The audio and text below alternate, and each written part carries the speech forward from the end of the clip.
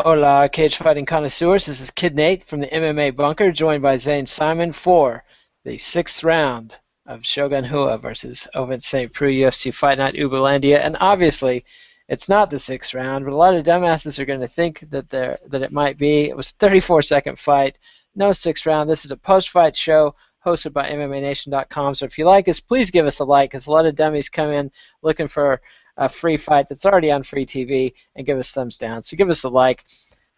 And that's about as much positive things as I have to say about this card, Zane Simon. This is the problem with too much UFC. Last night they put on literally the immaculate card, the perfect card, 11 fights, 11 finishes, really enjoyable even though it didn't really mean anything. Tonight, it wasn't quite everything that could go wrong did go wrong, but from the time Ian McCall called in sick and canceled the only fight I was really excited about until Ovince St. Preux massacred Mauricio Shogun Hua in 34 seconds, everything that could make me not enjoy this card pretty much happened. There were some fun fights, but when you have a fight that's so badly judged that Kenny Florian calls it a blatant robbery on the air as the co-main event, a fight that I was calling the I can't believe it's a co-main event on a UFC card and not a jungle fight mid-tier card fight.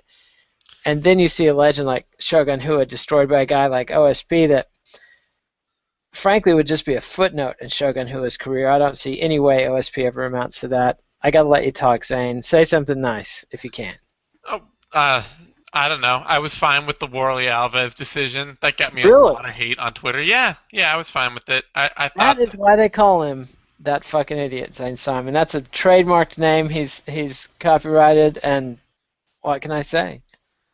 well, I don't know. I Explain mean, yourself. Well, I well, said okay. it was a So robbery. Kenny the Florian said it biggest was a robbery. the, the biggest thing that tends to get judged in scoring is dynamic offensive shifts. Things that make a major impact on the fight. Nothing Alan Jouban did in that fight made a major impact over the first two rounds. Literally nothing. Like, what did Alan Jouban land or do that had any impact? He got hit by a big Takedowns. head kick. He got taken down and controlled. He got beat up in the first round and almost submitted.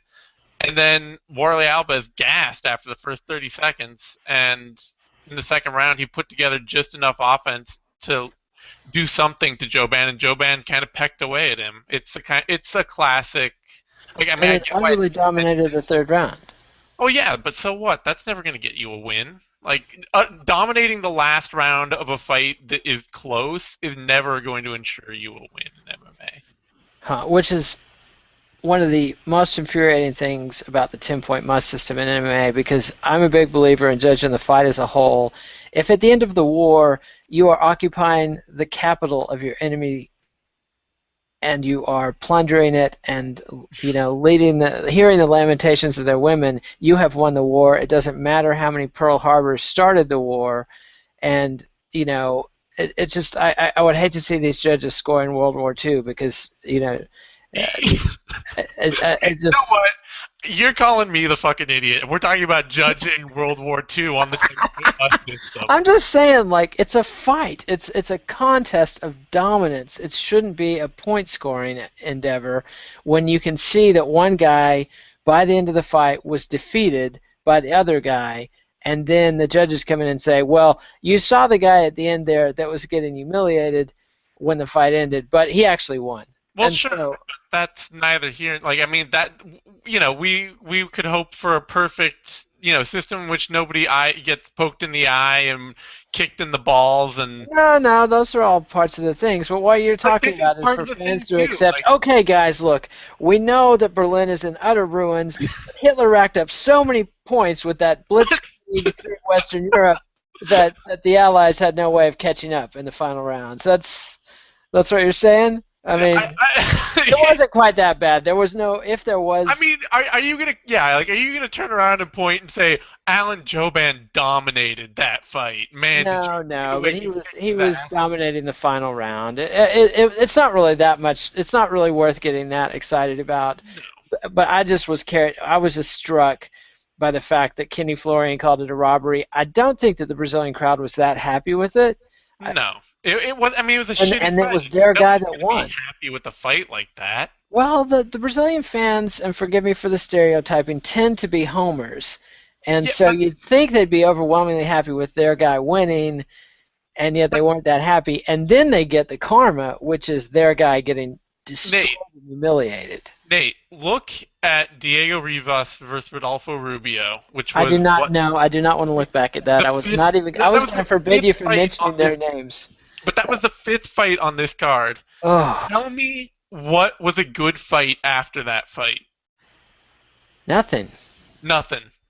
Like that's where we're at with this card. I mean, nobody's going to be happy after a decision after that Alves fight in the co-main, which started like a house on fire. I mean, Alves came Yeah. out and fought like a total monstrous fool for 30 seconds. And He was see, young man, that's what you 20-somethings do when you get in the cage with a lion like myself that has the savvy to wait out your early blitz. do we really think Colin Warley Alves 20 something? Dude, look at the guy. He's 45. He's He is not 45.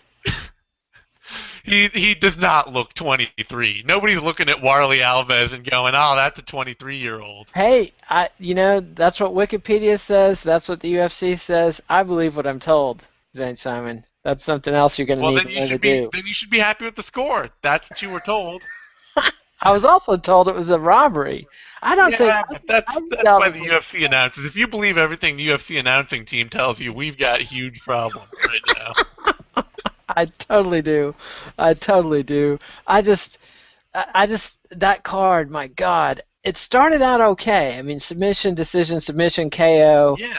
and Up through the then Kyle Magalesh Trevor just Smith fight, it was a good. It wasn't like great action, but it was a fine, fun card. yeah, it was too long.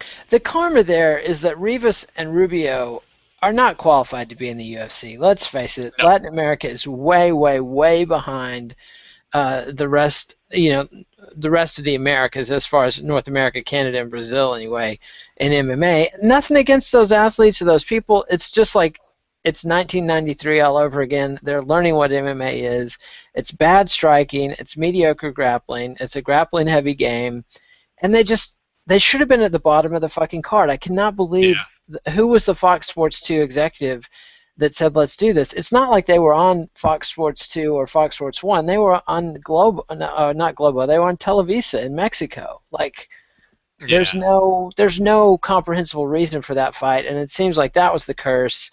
And then the main card was all stinkers, and then it just ends with this fight that has to set the sport back in Brazil. I mean, it's already a sport that boomed when Anderson Silva was reigning in America. Brazilian fans loved seeing that, but then they see Anderson Silva lose his title, then lose his leg, not literally, but pretty fucking close. And they Back see to the World Junior War Dos II Santos. metaphors. Yeah, they see they see Junior Dos Santos dragged out of the bunker in chains, repeatedly and viciously by Cain Velasquez, and interest ratings have been down, interest has been down, and to see a legend like Shogun Hua just get you. I mean, that looked like Larry Holmes against against Mike Tyson in there. I mean, that was just.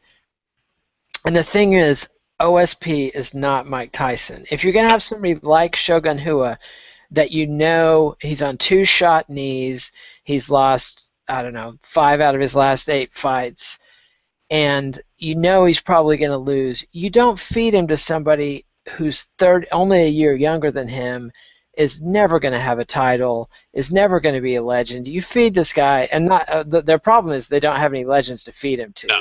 Yeah, there's nobody there. I mean, If I ran the circus, they would have fed him to Gustafsson in Sweden. well, they already did that Gustafson fight, and it was miserable. Shogun fought Gustafsson? How did this Yeah. happen? I saw it live. Really? So this was in the Pacific Northwest? It was in Seattle, unless I'm totally spacing out Yeah, here. you must be. No, you're right. He lost a decision. Yep. Maybe they could have fed him to Rumble Johnson, who's got issues of his own. I don't know what they could have done with him. There's really nobody to feed him to. You're absolutely right. I mean, but, it just. And nothing against OSP. He's an athletic guy, but. No, he's a top 10 light heavyweight for what Yeah. that says about the division. Yeah, but he's never going to be. He's never going to be a champion. I mean, he No, could be, but that would be an amazing fluke. no, he's not going to be a champ. He's probably No. never going to get a title shot. I mean, there Well, are 4 or 5 guys at the top of that yeah. division As that you bad as couldn't Rumble fight one of Johnson beat Phil Davis, I think Phil Davis would beat OSP just as. them. It We wouldn't just, be as brutal, but it would be as dominant. I mean, we just saw him fight what's his Ryan Bader and Ryan just got Bader. snuffed. Yeah, and Bader. I mean, this is the thing, and this is what I was trying to say going into this. OSP and Ryan Bader, like we've seen these guys for a while. They've been on Strikeforce, they've been in the UFC for a long time. We're really familiar with them. And when that happens, it's easy to think of them all as like really developed old pros. Both Ryan Bader and OSP are peaking right now. This is like the prime of their careers. They are, they have hit their stride. And Ryan Bader is still just a little better than OSP.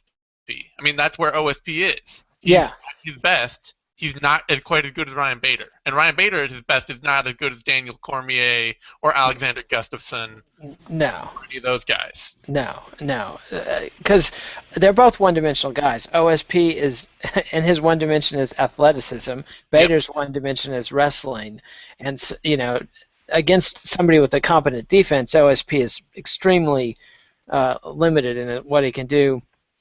As is Bader. I mean, remember how Glover Teixeira destroyed Bader. Not to get into MMA math, but anyway, it's just depressing. It shows you what happens when you water down your product. I mean, we are a pair of junkies sitting here rubbing the powder on our gums and going, "This is not numb. I can feel my teeth. This is not the stuff I pay for." True. Not that you would know anything about that, I'm sure. It's no, God, no. What is that you're talking about? Yeah. So anyway, it's not a pretty scene to be in the crack house with a couple of junkies who got burned, and that's where you're at, MMA. We put the shit in our pipes and we smoked it, and we didn't get our high, as Eugene S. Robinson would say. I mean, I mean, the thing is this whole show was full of what would be really solid fight pass prelims on the under part of a pay-per-view or or a, really of a Fox or Sports One Star. card. Well, like fight pass prelims. I mean, Yeah, fight pass yeah, prelims can be anything. exactly. And so, Warley Alves, you've got a guy, he's obviously still a legit prospect. He gassed He's himself only out. 23, despite your claims that he's 45. Like, look at me. This is 45. This is the face of 45. The know. and dim light. But anyway, Warley Alves is a legit prospect. Leon Edwards His took a skin tough is loss. taut. He's got a great. Anyway, go on. But yeah. No, I mean, he looks old, but Leon Edwards is a great prospect. Claudio Silva is exactly the kind of like terrible, horrible, ugly fighter that nobody wants to fight because they're tough as shit and they're Yeah. aggressive and they do everything bad, but they just stay on you the whole fight. Yep. I mean, that was that Edwards Silva fight. And then, Juliana Lima, Nina Ansaroff, they're building some women's strawweights. They're both all right. And Kyle Magalesh looks like he's turning into something decent in the middleweight. That was impressive, but we have to talk about the hammer fist to the back of the head. I mean, if Mario Yamasaki had been in the cage, that could have been a DQ easily. I would bet better than even odds that was a DQ. It was way more blatant than the shots that got Eric Silva disqualified by Yamasaki. But Peterson was the ref, didn't see it. If you look at the angle he's at. There's that, and I think it's just like you almost never see a ref call illegal blows to the back of the head when two fighters are transitioning between phases, because he landed almost all those when they were going from standing to falling. It's true, and Smith was already out. I mean, was it a knee or a kick? I can't remember. It was a knee, but Smith was already out. So yeah, I can see the logic there. It's not the end of the world, but the Diego Lima George Oliveira knee, that was an instant DQ knee. Or at least it really was. Who was the ref in that one? I have no idea. I can tell you. Tapology. The mirror. I shouldn't plug my competitors, but I will because I'm a class act, despite what they all say. Tapology has that sort of info, But tapology.com, and I'm going to look that up. yeah, And the referee was Verne Cardoso, so some guy was some guy. basically in the cage and roughing that. And that's the thing where the UFC is with oversaturating. That's been the kind of luck ever since they had the Fox deal. Like, they put on a really great lightweight fight in their Fox debut, and it's not on Fox. They have talking heads filling the air while Benson Henderson and Clay Guida, that's who it was, right? That Yeah, opened up. yeah, Yeah. that was Benson it. Henderson and Clay Guida put on a brilliant fight. That was everything you want to see in MMA. Would have been the perfect introduction to the Fox audience of this is quality MMA. You've got striking, grappling, action, transitions, swings, grit, heart, and instead they show a 64-minute one-punch dud.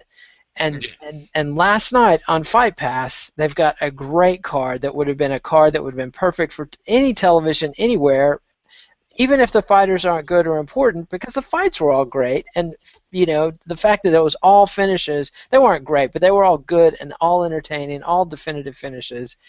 And then they deliver up this shit show to Fox Sports 1, and literally all the good fights in the card were on Fox Sports 2. Fox Sports 1 got nothing. I mean, the unfortunate side of that is that yesterday's card and today's card were almost identical in terms of like Booking. booking and talent. Yesterday's card had 3 good fights at the top, and Yeah, this one had no good fights. It had two. It had a name headliner.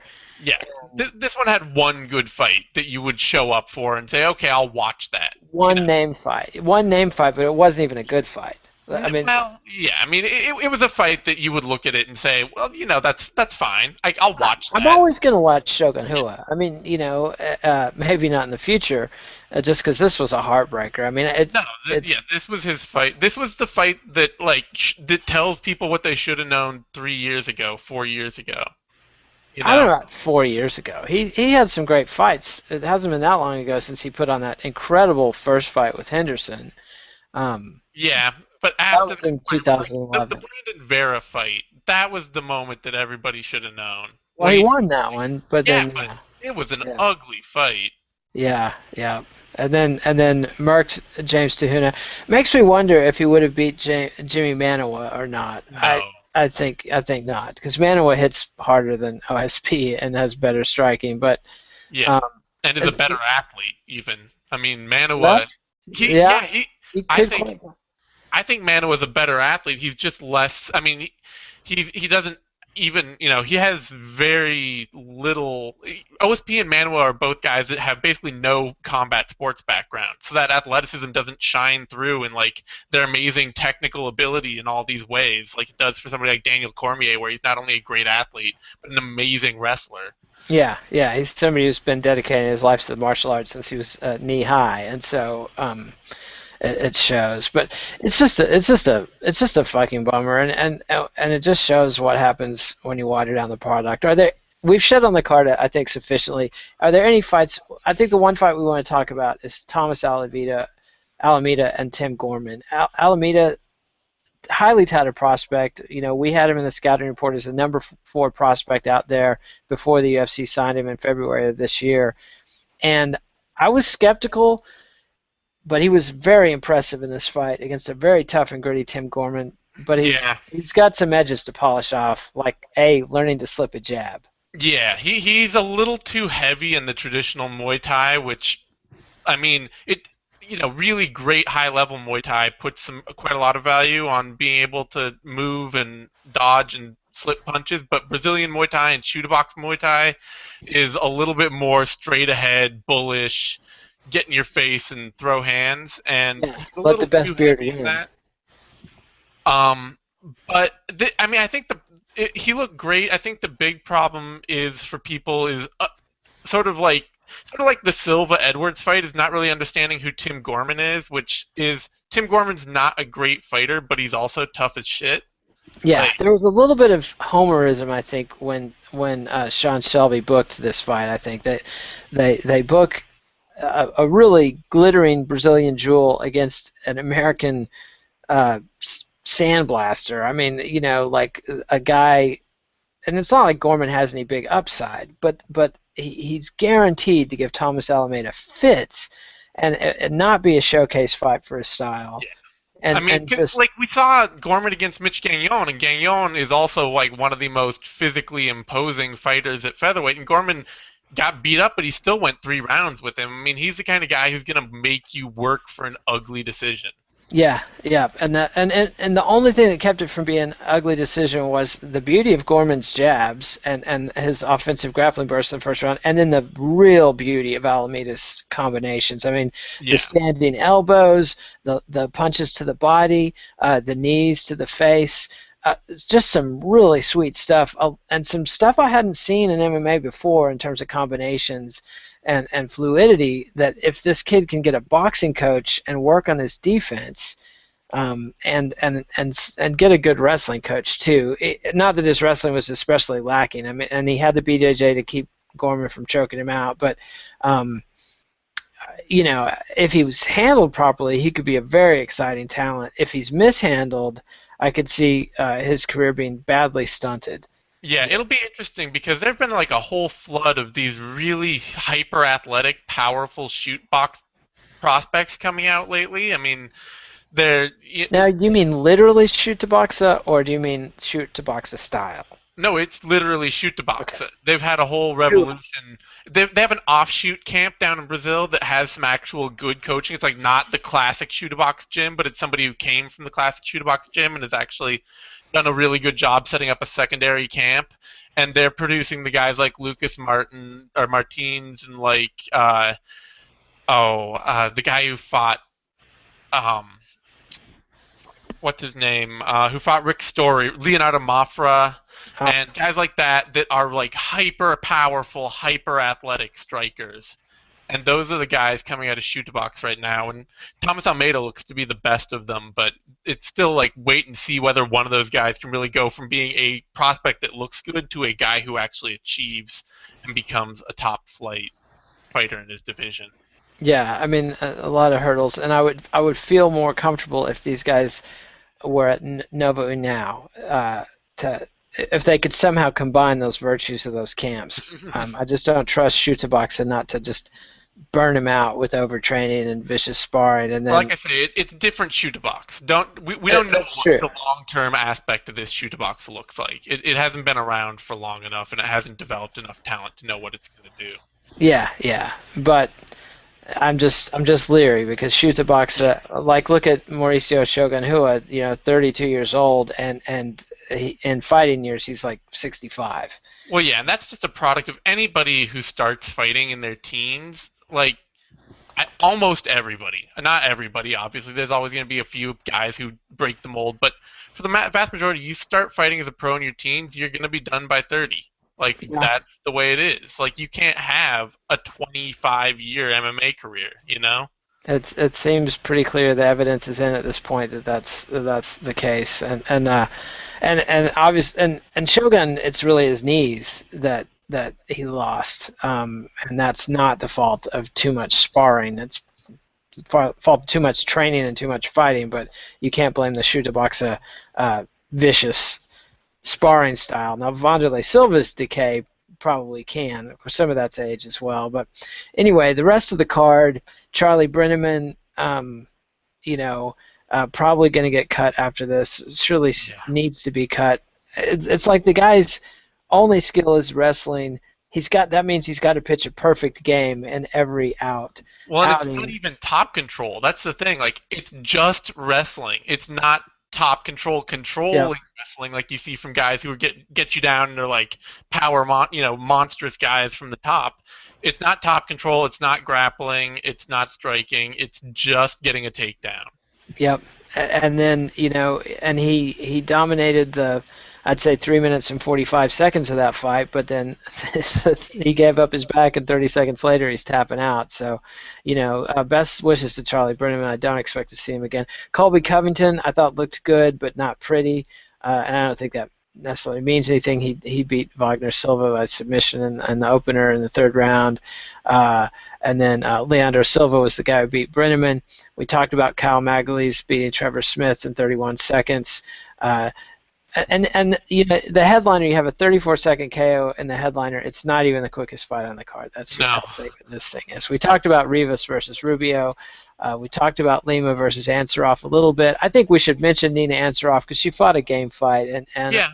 there was some skilled exchanges, and nothing really to complain about that fight in isolation. No, no, not in isolation. It just wasn't like as part of the run. It just fits into the like grind of bad fights. Not a bad Yes. fight by itself. And what I said going into it is I expect Ansaroff could beat Lima 2 years from now, but probably not right now.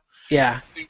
She's got a more diverse, powerful striking style, but right now she needs an opponent who's gonna wait for her to do something at range, so that she can really like get off one big strike and then reset and throw another big strike. And Lima's a pretty well developed wrestle boxer right now. She's just gonna Yeah. get in there behind her punches, and she actually wrestles. Like, gets in on doubles and singles and turns her hips and turns the takedown and She pulls can people. run the pipe on a single and the whole bit. And Yeah. the one moment I do want to mention, there was some 50-50 guard play, and during a heel hook attempt by Lima. I still get a kick out of that. It's not totally novel to see 50-50 guard in MMA at this point, but it's still fun. Yeah. And then you got Diego Lima and George Oliveira. That was a terrible fight. Yeah. That may have been the worst fight on this card. Well, no, that's right. We have Rivas Rubio, so Yeah. that got a close second for just an abominably bad fight. It was piss poor, and that's all we need to say about that. And then we talked about Claudio Silva and Leon Edwards, split decision. Actually, we didn't talk about that one. Oh, Say something about that one. Claudio Silva, like I say, he's the ugly fighter that nobody Ah, wants to fight Claudio Silva that's right. because We did talk about that one. All right, so we've covered this shit heap, and as some friend of mine I won't name said that you could warm your hands on a cold winter's night with the heat steaming off this pile of feces that was UFC Fight Night Uberlandia, and it just I wonder what the Fox executives are thinking because some of them watched the Fight Pass card last night and then they get this, and like they're probably not sophisticated enough MMA fans to know what you said, which is these were the same card in a lot of ways, just the dice. You rolled snake eyes one night, you nailed it. You got sevens or 11s last night, and Snake you Eyes. got yeah, snake eyes tonight, and you got to be pissed if you're a Fox exec. Like, look, you took the great card for your product, Fight Pass, and you gave us shit. Like, what's the story here? Yeah, I mean, and that's the whole watering down thing is that when you get a bunch of fighters that aren't fighting at the peak, you're gonna get like you don't know what you're gonna get. You're gonna get some good fights, you're gonna get some bad fights, but you can't predict. You can't say we've put together 10 of the best fighters we have for 5 fights, and we Yeah. know that every fight's gonna be good. Well, the thing about MMA, I'm just thinking back to Zuffa's first ever pay-per-view when they had 3 title fights on the card, and they were all stinkers, and they weren't all great matchmaking, but still, at least then you've got a lot of anticipation and everything. Yeah. This oversaturation, I don't feel like they're making any headway in any particular market. They're basically getting run out of Asia. The China thing was clearly a failure. Their VP of operations in China quit or was fired. It was fired, I believe. Mhm. They have a good deal in Japan, but the Japanese market is dead, so they can do once a year, and that's about it. They need somebody to pay for them, to keep doing these events in Macau, or they're just money losers. Australia is just not a big enough market to mean anything, and it's all the way on the other side of the planet. Brazil, they're making backwards progress. They had a boom, and now they're receding there, and this card cannot help. And then Mexico, they go in great guns, and Cain Velasquez once again fucks it up. Great fighter, incredible athlete, seems like a nice guy, but he is bad mojo for Zuffa. I mean, Yeah, there's that video that somebody passed around afterward of him doing like 100 sort of like leg presses on the highest weight possible in like 20 seconds, and you're just like, that's why you're hurt. That's it. yep, That's why yep. your knee is bad. Yeah, and it's just crazy stupid, and it's got consequences. I don't know that there's anything UFC can control. It's also just a matter of luck and timing. I mean, he makes his big Fox debut, heavily touted. They really push him to the Latin American market in the U.S. as Mexico's the first Mexican heavyweight champion in any combat sport. He gets flattened in 64 seconds. Now he comes back and avenges that, but he lost in front of what, 5 million people at least. That was the households, Yeah. and then he gets his big wins on pay-per-views that sold in the hundreds of thousands. And now he's has this big launch in Mexico. The Ultimate Fighter series is a huge hit. The event's a sellout, and he doesn't even fight. And now Mexican fans who are infamous homers and want to root for Mexicans are going to have a bunch of guys on the card representing Mexico that are not that good, and then they're going to be getting a headliner between a Brazilian and a Kiwi. Like, who gives a shit? Like, they'll root against the Brazilian just because it's Mexico and they hate Brazil, but maybe they'll adopt Mark Hunt. But anyway, we're well off topic and we need to wrap this up. But just I wish I had 4 thumbs so I could give those titties more thumbs down. That's to quote Dave Chappelle badly. To misquote Dave Chappelle. All right, final thoughts, St. Simon. Oh, it was a grind. I'm not feeling better for having watched it. It told me some interesting things about fighters, which at the end of the day is all I really want out of cards. My goals are not your goals as a fan. They're really not. You're a But sick obsessive. I mean, that's why you do this. yeah, I'm looking for potential. I'm looking for who's going to be good, down the road, and want to see some good fights mixed in with that. So I'm not going to lie to anybody and tell them it was really good, but at least there was a little bit of movement out of it. Yeah, And that's about it. That's about it, though. Like a little yeah, bit of movement is about all you can say out of this card. yeah, for sure. And my interest as a fan is stylistic innovation, and had we had Thomas Alameda for that, and then sentimental appeal and narrative, and we had nothing good coming from that. And so we'll be back next week, guys, with UFC 180. The aforementioned was supposed to be an epic main event with a pretty weak card. Now it's a fairly weak card on pay-per-view with an interim heavyweight title fight that will be fun just because it's Mark Hunt and Yeah. Fabricio Verdum. But it's going to be a stretch to tell my friends, hey, this is a $55 card. But we'll be back all next week to talk about it. Eugene will have, I'm going to do a bathrobe review of this 2 for Weekend tomorrow. Eugene will be back on Monday with Knuckle Up. Then we'll have the usual panoply of care, don't cares, and vivisections coming up next week. So thanks, Zane. Follow Zane on Twitter at @TheZaneSimon. Follow me on Twitter at KidNate. Read us both on BloodyElbow.com. And remember, just a like on the video and subscribe to MMANation.com if you can't get enough of this terrible sport. All right, adios, MMA aficionados. Thanks, and we'll see you next time.